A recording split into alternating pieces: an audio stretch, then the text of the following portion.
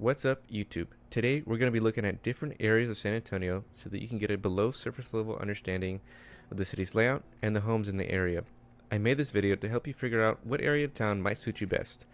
My name is Gabe. I'm a realtor here in San Antonio. The majority of my family lives here, and I've grown up here since I was 4 years old, so I know the area pretty well. I also want you to keep in mind that the average home price in San Antonio for a single family home based on the last 6 months is $393,000. Now, based on where you're watching this from, that might sound like a little, that might sound like a lot, but one of the great things about San Antonio is the diversity of homes and the home prices. I've structured the video so that we start with the area that had the lowest home sold price in the last 6 months, and then we work our way up. That being said, let me show you around. Starting at an average home price of $163,000 on the west side of town here, we'll be looking inside this home listed at $169,000. This home was built in 1964. I wasn't alive during this time, but stepping into this house made me feel like I was stepping back in time. From the wood paneled walls to burgundy carpeted floors, you can see the age of the home and how there hasn't been much adaptations to the time. And this older style home is typically what I think of when I think of the west side of town. Just by looking into the neighborhood, it's safe to say that there's a mix of homes in the area that are both outdated and updated, which is a similar theme we're going to see in the next part of town.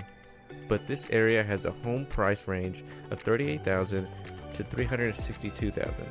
Among other areas, this is one that's appealing to flippers and investors because of the lower than average home prices that are sometimes in distress. Now, I'm not here too often, but I have some friends that go to St. Mary's University here and then Lady of the Lake University, which is what we're looking at now. And those are the main city's features for this area. There's not too much besides housing going on around here. We're not going to travel too far here, about 5 minutes away, to get to this house that was built the same year, but is listed at $197,000. And throughout the walk of this home, it felt like the previous owner kept up with the house and did some remodeling relatively recently, probably within the last 10 or 15 years. Again, keep in mind that we're only 5 minutes away, and looking on the same street, you can see that the homes look pretty similar to the last neighborhood, with also a similar feel or vibe to it. And the average home price in the area is $189,000, ranging from about $56,000 to $750,000. So not too big of a jump. If you're not familiar with the name Lackland, it comes from the Lackland Air Force Base that is home to some of the Air Force basic training. It takes up most of this area, along with Kelly Joint Base San Antonio Field. And even though I do have base access, I didn't think they'd be happy if I filmed there, so here are some amazing stock photos. Outside the base, there aren't many attractions or features unless you're going to St. Philip's Community College or South Park Mall. Moving on to the South Central area, this area is most known for its 5 missions along the San Antonio River.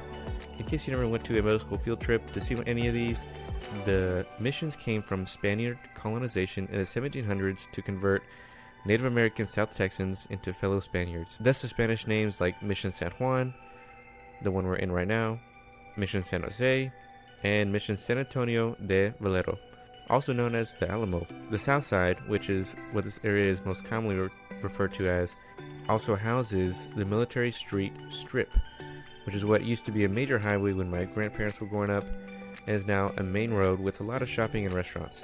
Speaking of houses, I had originally planned on walking through one home, but when I was looking through listings, there was an equal amount of distressed homes and recently flipped homes. Keep in mind the average home price here is $198,000, ranging from $52,000 to $500,000. We'll walk through this home listed at $190,000 first. This was an estate sale, which means the homeowner most likely has recently died and they're trying to liquidate the house and everything in it. I'm sure most of you aren't interested in living in this house in its current condition, but for someone with the know-how, this can be a great opportunity for a flip. Now, before you lose all hope in the south side, not all homes are like this. This home is recently renovated and actually 22 years older than the first home. This house was built in 1950 and is listed at $210,000, which just so happens to be San Antonio's area code 210. I'm sure there isn't much remaining from the original build given the HVAC, foundation, and roof are all new, but if you're interested in a historic area, maybe this revitalized look is more appealing to y'all. I also wanted to mention that these homes are only 3 minutes apart, so you can see how much can change from street to street. The east and southeast side of town, which is usually referred to as around the AT&T Center or the east side. And you guessed it, the AT&T Center is here, as well as the Freeman Coliseum that appears before the AT&T Center here.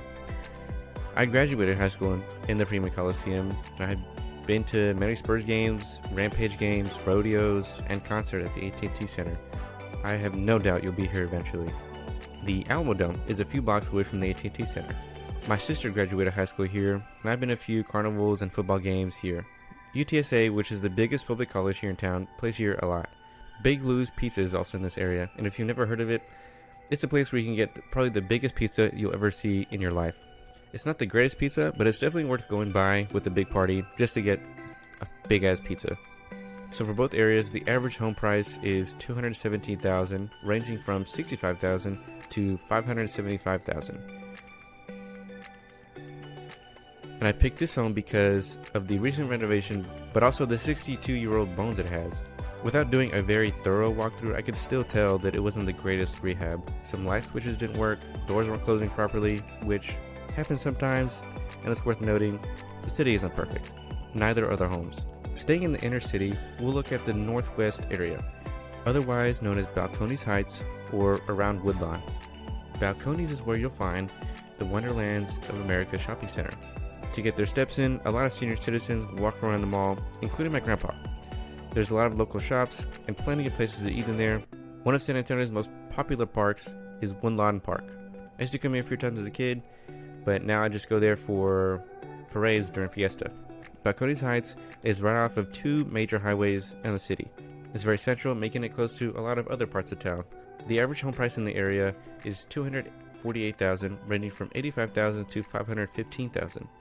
More often than not, $250,000 and above will get you something more move-in ready. As you can see, even the exterior has a fresh face. Looking at the interior, you wouldn't tell that this home was built in 1930.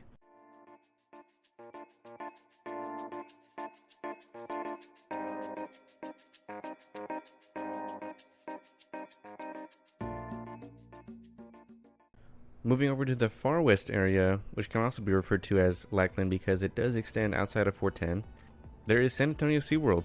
They wouldn't let me in just to film, so the front gate is just as far as I got. So again, here's some beautiful stock images. I haven't been here since I was a kid, but it's obviously still in business for a reason.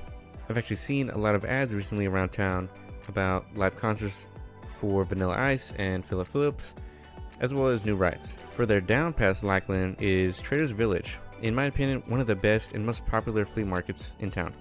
And just because the area also has Lackland Air Force Base in it, doesn't mean they're the same. The far west is less dense overall.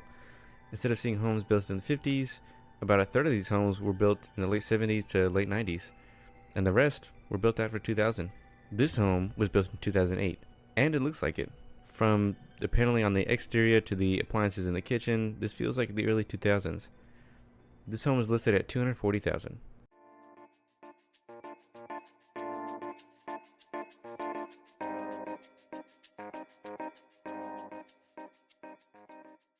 Alright guys, this is the end of part 1. I hope you guys liked the video. The homes are going to get subjectively nicer. This could have easily been one 30-minute video, but I thought it'd be easier to digest in chunks. So I will be uploading part 2 of 3 next week.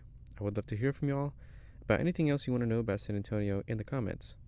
Again, I'm a realtor here in San Antonio, and my contact information is in the description if you're interested in moving to San Antonio.